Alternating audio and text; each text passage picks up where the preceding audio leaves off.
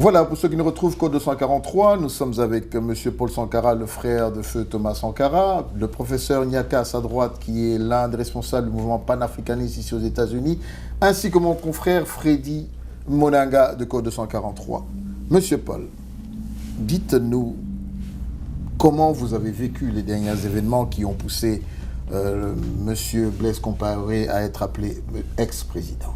Comment avez-vous vécu cela? Et comment les justifiez-vous? Oui, j'ai vécu ça. Ma réaction, c'est à double titre, hein, à deux niveaux. C'est aussi longtemps qu'a duré les 27 ans du régime Compaoré, la vérité finit par triompher, quoi. En tant que jeune frère de Thomas Sankara, comme vous l'avez rappelé, mais aussi cet Africain militant de base qui a envie que l'image du continent soit différente de celle des afro-pessimistes. Alors, j'ai envie de dire d'abord bravo et merci à cette jeunesse burkinabé. Mon salut va direct à eux et puis on présente nos condoléances aux familles éplorées parce qu'il y a quand même eu une bonne trentaine de victimes. Je crois que personne ne peut dire exactement comment est-ce que le dénouement allait se dérouler depuis ces dernières semaines, ces derniers mois. Mais la chose se dessinait.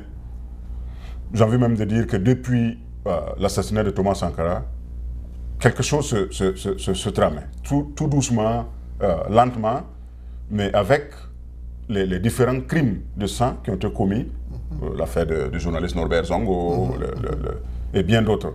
Dernièrement, celui du juge Nébier, un médecin légiste qui vient de France et qui disent que c'est par accident qu'il est décédé. Je me demande où est-ce qu'il a appris ses études, lui, mais enfin, ça c'est une autre paire de manches, quoi. Donc voilà, c'est bien qu'il ait été exfiltré par les autorités françaises, mais nous demandons à ces mêmes autorités françaises d'apporter leur effort et leur soutien à ce que justice soit faite au Burkina sur le régime Compaoré. Parce que c'est la seule manière de ramener une vraie paix et une vraie réconciliation. Prof. Bon, moi j'ai eu ce que je dirais une joie modérée. Voilà, j'ai eu une joie modérée, mais c'est un moment que j'ai attendu pendant 27 ans. Parce que quand Thomas Sankara a été tué le 15 octobre, en tant que jeune panafricaniste, et donc je ne souhaitais pas que le Burkina Faso continue d'aller dans un cycle d'instabilité. Je me souviens que la prière que j'ai faite à Dieu, c'est que même s'il avait tué mon héros, il fallait au moins qu'il reste au pouvoir pendant un certain temps pour que le Burkina Faso soit stable. Ça, c'est cette prière que j'ai faite du fond de mon âme. Mais je ne voulais pas qu'il soit au pouvoir pendant 27 ans. Exact. Et je voulais au moins qu'il fasse quelque chose pour le Burkina Faso. Mais quand après 27 ans au pouvoir, le Burkina Faso, quand on parle de l'indice de développement, le Burkina Faso est 183e sur 187, et qu'une clique d'individus contrôle les ressources et exploite toute une population, et il y a une succession de crimes de sang qui a été vue au Burkina Faso, et qu'à un moment donné, les Burkinabés, comme il a dit Paul, depuis 1987, ont essayé. Déjà, une constitution démocratique, c'était en 1991. Norbert Zongo meurt en 2000. Donc les débats constamment, les manifestations, les mutineries, jusqu'à ce que, en ce moment-là, ils se disent trop, c'est trop.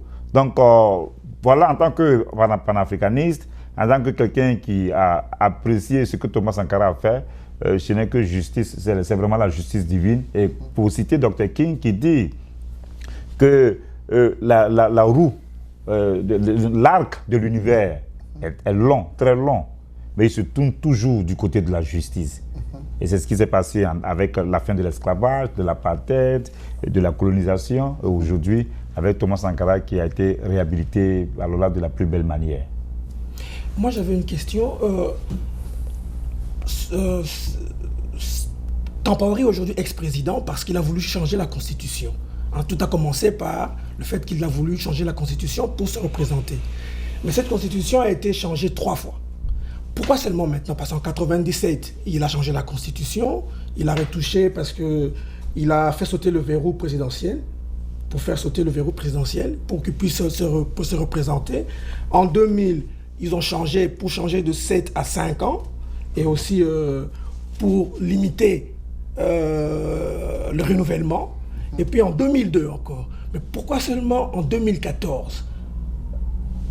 Parce qu'il y a eu trois fois il a changé la constitution, 3 fois les Burkinabés, il n'y a pas eu de révolution pour le mettre à l'extérieur. Mais la 4e fois, on dirait que ça a été la bonne. Qu'est-ce qui fait la différence entre 2014 et 2002, 2000 et 97 ?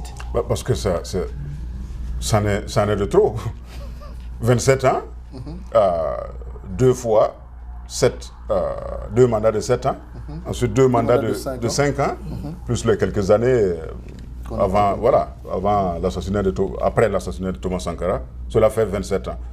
Et puis il y a aussi le contexte, j'allais dire international, quoi. Exact. Aujourd'hui, on a parlé tantôt de printemps arabe, d'aucuns disent que c'est le printemps noir, peu importe le terme. Il y a eu le cycle de coups d'État dans les années 70. Il y a eu la période de conférence nationale, démocratie, etc., démocratisation. Aujourd'hui, je crois que c'est la période, le contexte de Facebook. J'ai vu un article dont le titre c'était « La révolution de Facebook et des Rastas ». Parce qu'un des responsables du ballet citoyen, Sam Skaleja, était un Rasta. Mais pour être plus concret, c'est cette jeunesse-là, aujourd'hui, qui a accès à tout. Du Burkina, ils suivent ce qui se passe ailleurs, que ce soit avec leurs instruments de nouvelles technologies, les satellites, la télévision, ils voyagent, il y a des rencontres, et puis il y a les acquis, je crois, de la révolution aussi, qui ont permis à chacun d'avoir un éveil de conscience et de se dire plus personne ne peut nous berner aujourd'hui. Y a-t-il des membres de votre famille dans la Révolution ? Bien sûr. Est-ce que? Y a-t-il des membres de votre famille dans la Révolution qui a mis Compaoré dehors ? Y a-t-il des membres oui, absolument. Les cousins, les neveux, la sœur aussi. Exactement, Blandine.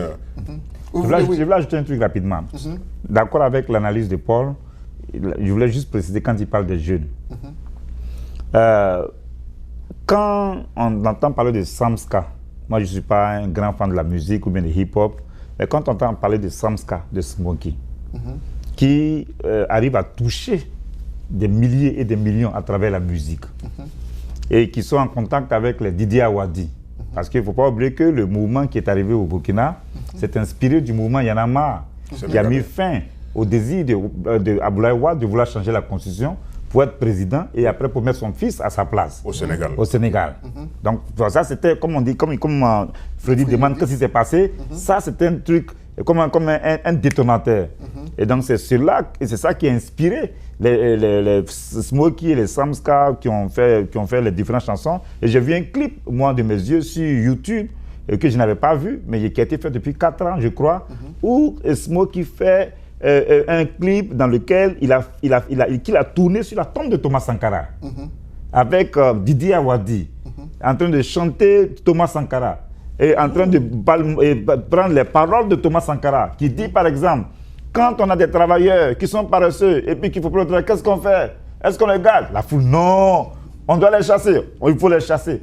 Quand on a des soldats qui travaillent contre les intérêts du peuple, qu'est-ce qu'on fait? On doit les chasser. Et donc ça dans le clip. Donc depuis 4 ans, cela a contribué à façonner, à rallumer la flamme de la révolution dans les Burkinabés qui étaient déjà très organisés. Alors là, le ballet citoyen sort juste l'année dernière.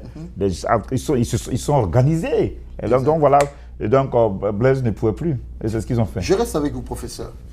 On a connu l'époque après les élections ratées ou réussies de la Côte d'Ivoire, où on voyait la mainmise du Burkina Faso au travers de Blaise Compaoré. Qu'est-ce que vous pouvez nous dire aujourd'hui? Parce que déjà à l'époque, les Gbagboïstes disaient, voilà, on a l'impression que la rébellion est financée de l'extérieur. Non, c'est pas une impression. Il n'y a pas d'impression là. Merci beaucoup. Voilà, les jeunes militaires ont déserté déserté la Côte d'Ivoire. Ils voulaient imposer, quand il y a eu le coup d'État de 1999, ils sont allés au Burkina Faso, entraînés par Blaise Compaoré, qui était en train de donner soutien stratégique aux divers groupes de personnes qui y allaient. Il a soutenu les Charles Taylor, il a soutenu les gens en Sierra Leone, il a mis un peu des guerres partout. Et donc, c'est ce qui s'est passé. Il était vraiment l'homme de la France. Donc, oui, bien sûr qu'il était l'homme de la France et il a soutenu la rébellion en Côte d'Ivoire avec les Soro Guillaume, les Alassane Dramane Ouattara. Donc aujourd'hui, quand Blaise Compaoré va à Abidjan, à la veille, je crois que j'avais parlé avec Paul, j'ai dit, je veux qu'il aille à Abidjan. Parce que quand on fait le débat là, les gens pensent que bon, non, il est à Abidjan, c'est un fait. Donc, la boucle est bouclée. Pourquoi Abidjan? Le serpent se mord la queue.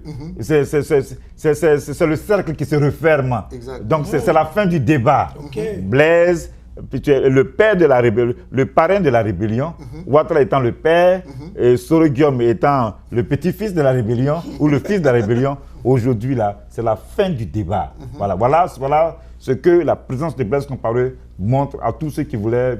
Tous les naysayeuses, donc c'est fini là. Pourquoi la Côte d'Ivoire et précisément Yamoussoukro? C'est un symbole significatif, la preuve concrète de tout ce qui a été dit depuis l'assassinat de Sankara par rapport à l'implication de la Côte d'Ivoire. Là, il n'y a pas meilleure preuve.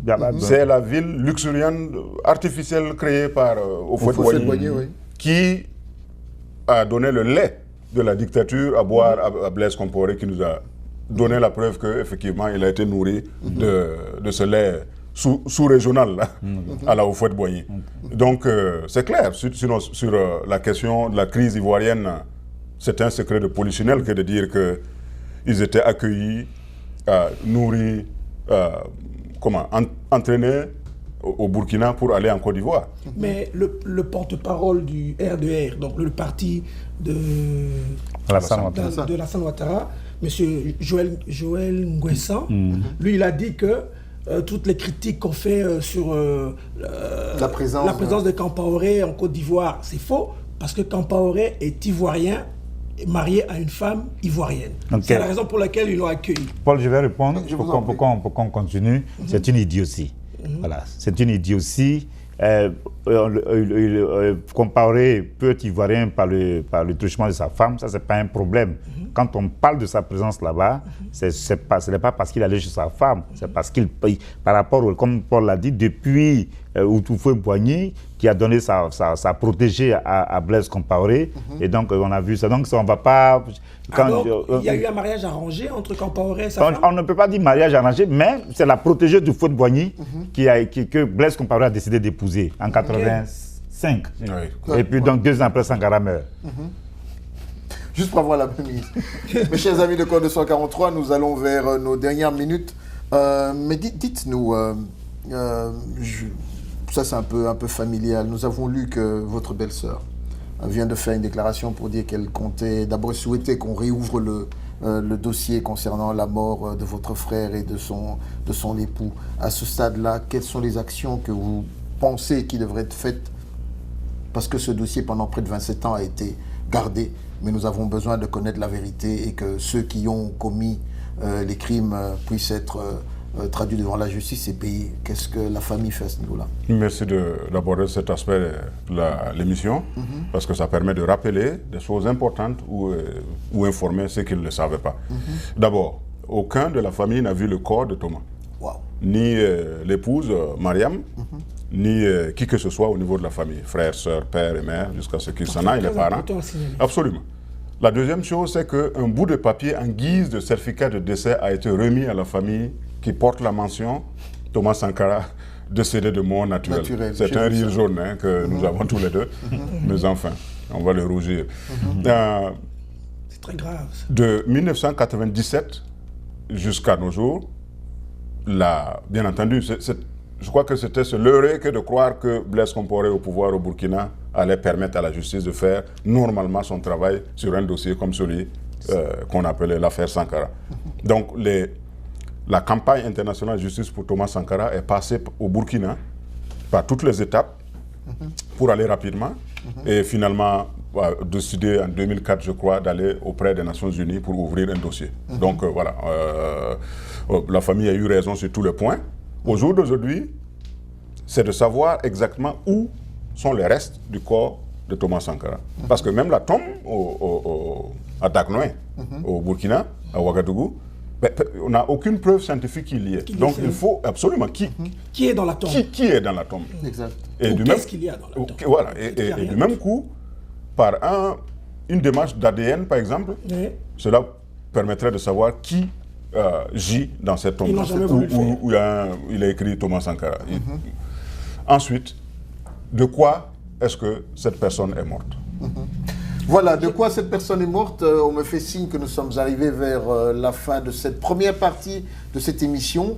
Nous voulons vous rappeler, chers téléspectateurs de Code 243, que nous avons accueilli pour cette première partie M. Paul Sankara, qui n'est d'autre que le frère de Thomas Sankara, le président du Burkina Faso. À côté de lui, le professeur Nyaka, que vous allez revoir très bientôt sur notre plateau pour l'émission numéro 2. Mon collègue Freddy Molanga, qui est avec nous sur Code 243. Nous vous rappelons, si vous avez des questions, si vous avez des suggestions, allez sur notre website www.code243.info ou encore nous envoyer tout simplement un email à news code243@gmail.com. Bonsoir chez vous et à très bientôt. Au revoir.